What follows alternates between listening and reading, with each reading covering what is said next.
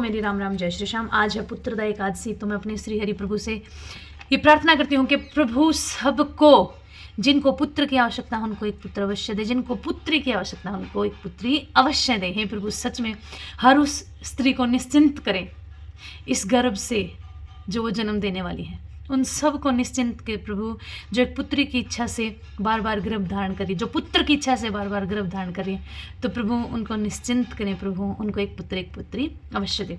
तो भाई आज है पुत्रदा एकादशी। बोलो श्री हरि विष्णु भगवान की जय हो। पौष शुक्ल पक्ष पुत्रदा एकादशी।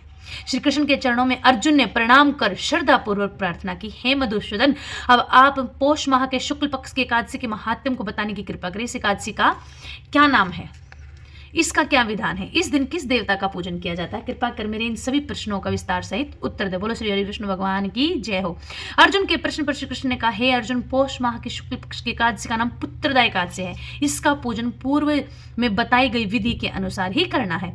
इस उपवास में भगवान श्री हरि की पूजा करनी चाहिए। संसार में पुत्रदा एकादशी उपवास के समान अन्य दूसरा व्रत नहीं है। इसके पुण्य से प्राणी तपस्वी, विद्वान और धनवान बनता है। इस एकादशी से संबंधित जो कथा प्रचलित है उसे मैं तुम्हें सुनाता हूँ, तुम श्रद्धापूर्वक सुनो। बोलो श्री हरि विष्णु भगवान की जय। प्राचीन समय में भद्रावती नगरी में सुकेतुमान नाम का एक राजा राज्य करता था। उसकी कोई संतान नहीं थी। उसकी पत्नी का नाम सव्या था।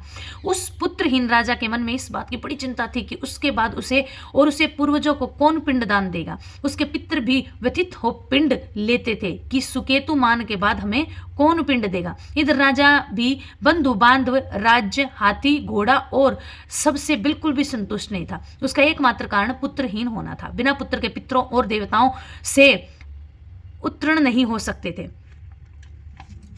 इस तरह राजा रात दिन इसी चिंता में घुला करता था। इस चिंता के कारण एक दिन वह इतना दुखी हो गया कि उसके मन में अपने शरीर को त्याग देने की इच्छा उत्पन्न हो गई। किंतु वह सोचने लगा कि आत्महत्या करना तो महापाप है। अतः उसने इस विचार को मन से निकाल दिया। एक दिन इन्हीं विचारों में डूबा हुआ घोड़े पर सवार होकर वन में चल दिया।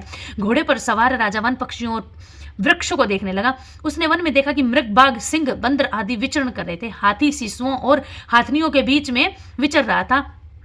उस वन में राजा ने देखा कि कहीं तो शियार कर्कश शब्द निकाल रहे हैं और कहीं मोर अपने परिवार के साथ नाच रहे हैं। वन के दृश्यों को देखकर राजा और ज्यादा दुखी हो गया कि उसके पुत्र क्यों नहीं है। इसी सोच विचार में दोपहर हो गई। वह सोचने लगा कि मैंने अनेक यज्ञ किए, ब्राह्मणों को स्वादिष्ट भोजन कराया, किंतु फिर भी मुझे यह दुख क्यों मिला है। आखिर इसका कारण क्या है। अपनी व्यथा किससे कहूं, कौन मेरी व्यथा का समाधान कर सकता है। अपने विचारों में खोए राजा को प्यास लगी। वह पानी की तलाश में आगे बढ़ा। कुछ दूर जाने पर उसे एक सरोवर मिला। उस सरोवर में कमल पुष्प खिले हुए थे। सारस, हंस, घड़ियाल आदि जल क्रीड़ा में मगन थे। सरोवर के चारों तरफ ऋषियों के आश्रम बने हुए थे। अचानक राजा के दाहिने अंग फड़कने लगे। इसे शुभ शगुन मानकर राजा मन में प्रसन्न होता हुआ घोड़े से नीचे उतरा और सरोवर के किनारे बैठे हुए ऋषियों को प्रणाम करके उनके सामने बैठ गया। ऋषिवर बोले, हे राजन, हम तुमसे अति प्रसन्न हैं। तुम्हारी जो इच्छा है हमसे को। राजा ने प्रश्न किया, हे विप्रो, आप कौन हैं और किस लिए यहाँ पर आए हैं। ऋषि बोले, राजन, आज पुत्र की इच्छा करने वाले को श्रेष्ठ पुत्र प्रदान करने वाली पुत्रदा एकादशी है। बोलो पुत्रदा एकादशी की जय हो। आज से 5 दिन बाद माघ स्नान है और हम सभी सरोवर में स्नान करने आए। ऋषियों की बात सुन राजा ने कहा, हे ऋषियों, मेरा कोई पुत्र नहीं है। यदि आप मुझ पर प्रसन्न हैं तो कृपा कर मुझे एक पुत्र का वरदान दीजिए। ऋषि बोले, हे राजन, आज पुत्रदा एकादशी है, आप इसका उपवास करें। भगवान श्री हरि की अनुकंपा से आपके घर अवश्य ही पुत्र होगा। राजा ने मुनि के वचनों के अनुसार उस दिन उपवास किया और द्वादशी को व्रत का पालन किया और ऋषियों को प्रणाम करके वापस अपनी नगरी आ गया। भगवान श्री हरि की कृपा से कुछ दिनों बाद ही रानी ने गर्भ धारण किया और 9 माह के पश्चात उसके एक तेजस्वी पुत्र उत्पन्न हुआ। यह राजकुमार बड़ा होने पर तंतवीर, धनवान, यशस्वी और प्रजापालन बना। श्री कृष्ण ने कहा, हे पांडुनंदन, पुत्र की प्राप्ति के लिए पुत्रदा एकादशी का उपवास करना चाहिए। पुत्र प्राप्ति के लिए इससे बढ़कर दूसरा कोई व्रत नहीं है। जो कोई व्यक्ति पुत्रदा एकादशी के महात्म्य को पढ़ता और सुनता है तथा विधान पूर्वक इसका उपवास करता है, उसे सर्वगुण संपन्न पुत्र रत्न की प्राप्ति होती। श्री हरि की अनुकंपा से वह मनुष्य मोक्ष को प्राप्त करता। बोलो श्री हरि विष्णु भगवान की जय हो। पुत्र का न होना बड़ा ही दुर्भाग्यपूर्ण है।